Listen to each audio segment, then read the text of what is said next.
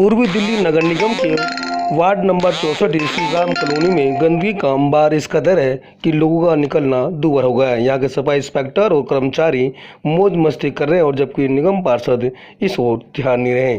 इसी सिलसिले में जनता की आवाज़ संस्था ने दिल्ली के उपराज्यपाल एलजी को लिखित शिकायत दी और बताया कि यहाँ किस तरह की गंदगी है और किस तरह यहाँ बीमारी फैलने की संभावना है। यहाँ की जनता को अब उम्मीद है कि एलजी राज्यपाल इस समस्या का समाधान जरूर करेंगे।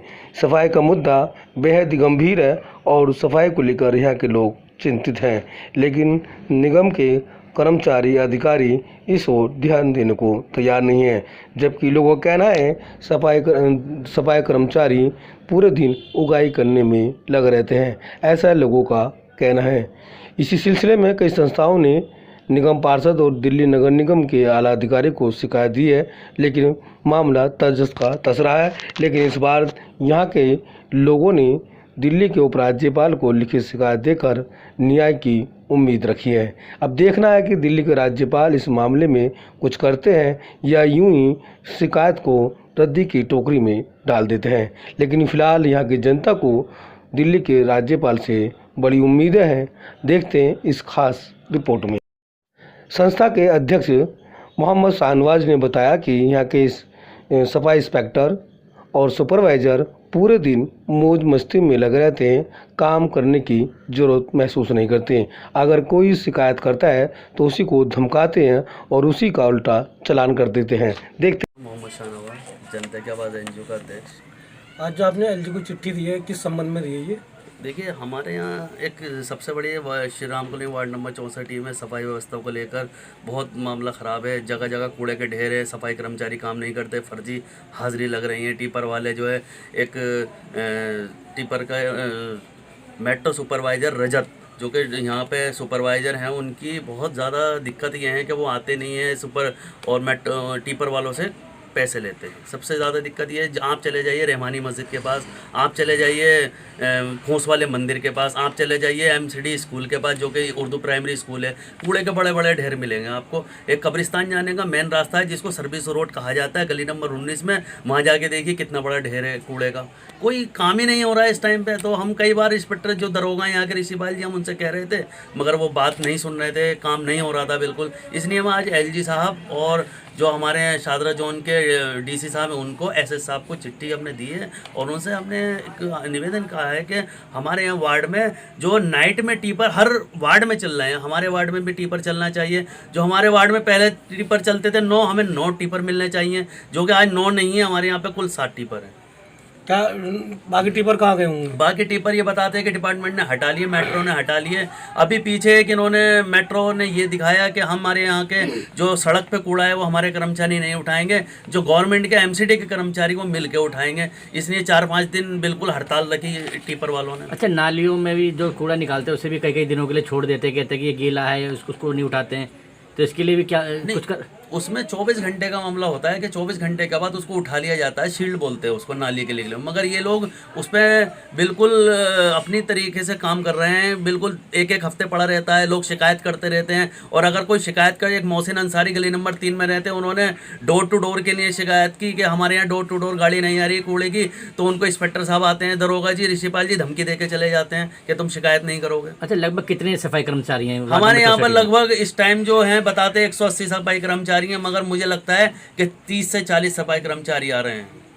तो जो यहाँ के निगम पार्षद है वो नहीं इस पर कार्रवाई करते? निगम पार्षद जी तो अपने मस्त हैं। पहले तो वो आप पार्टी में थे, वो कांग्रेस में चले गए। अब वो कहते हैं भैया काम हो या ना हो, हम तो निगम पार्षद का वैसे ही मामला खत्म होने वाला है। निगम पार्षद अगर कुछ करते तो हम लोगों को कुछ करने की जरूरत नहीं पड़ती।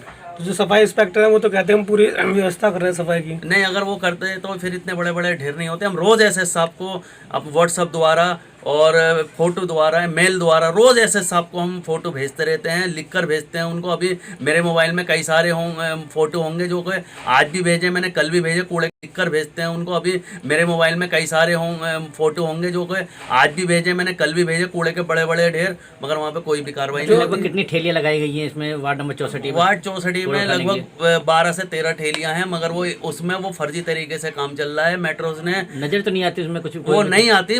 आप चले जाइए एमसीडी दफ्तर पे, जो पुराने थाने के पीछे एमसीडी दफ्तर है, वहाँ पे चले जाइए, वो कूड़े में सड़ रही पड़ी हुई, जंग खा रही है ठेलियाँ, चलती नहीं है। उसके जो ड्राइवर और जो चलाने वाला हेल्पर है, जो कूड़ा उठाने वाला और जो गाड़ी चलाने वाला है, वो वहाँ पर है ही नहीं, वो उनके पैसे खा रहे हैं ये लोग। अच्छा, जो एमसीडी कर्मचारी वो कहता है कि जो नाले हैं उनकी सफाई फ्लड डिपार्टमेंट का अधीनाती अमन नहीं कर सकते, तो जिसकी वजह से जो पानी है वो नालियों का बाहर आ जाता।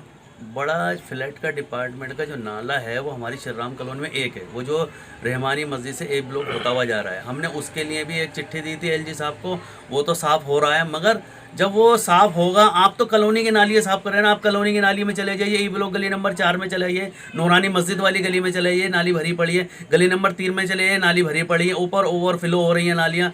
20 फुटा रोड, सी ब्लॉक, कौन सा मस्जिद है, बिलाल मस्जिद के पास चले जाइए, रोड पर पानी बह रहा है। ऐसी बहुत सारी नालियाँ आप देख सकते हैं कभी भी जाकर। इनकी वजह से तो बीमारियां भी होने की संभावना हुई है। हाँ बिल्कुल होगी। मच्छर जब पैदा होगा तो उससे डेंगू भी होगा, और आज जो है आज के हिसाब से दिल्ली में कोरोना भी फैल रहा है, हो सकता है कि मच्छर के रूप में आ जाए। तो शाहनवाज जी, जिस तरीके से देखा गया, आपने आज ज्ञापन सौंपा है एलजी साहब को और भी कई अधिकारियों को सौंपा है, तो किस उसमें क्या लिखा है आपने?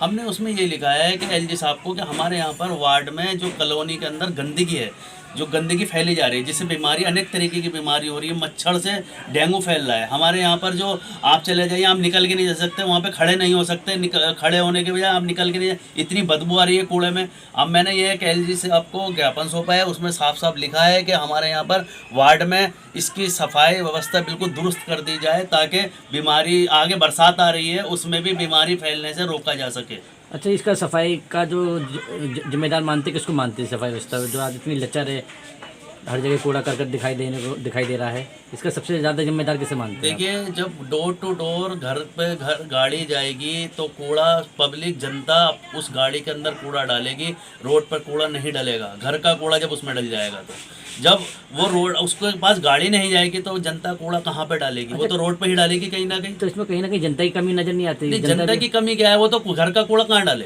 कूड़ा घर बना दीजिए आप। अच्छा, ये भी देखा गया कि कूड़ा घर नहीं है हमारे कॉलोनी में बहुत सारे प्राइवेट सफाई कर्मचारी जो आते हैं घर से, किसी 100-150 किसी 200 ले लेके जाते हैं, उनकी भी दुकानदारी चल रही है, तो उनसे भी क्या इनका कुछ कमीशन वगैरह हाँ, इन्होंने वो ठेलियाँ जो आप जितने आपने जिक्र किया था, उन ठेलियों का, वो ठेलियाँ इन्होंने किराए पे दे रखी है, उनसे 100 रुपये रोज लेते हैं एमसीडी के लोग, जो प्राइवेट वाले वाले जो है जी।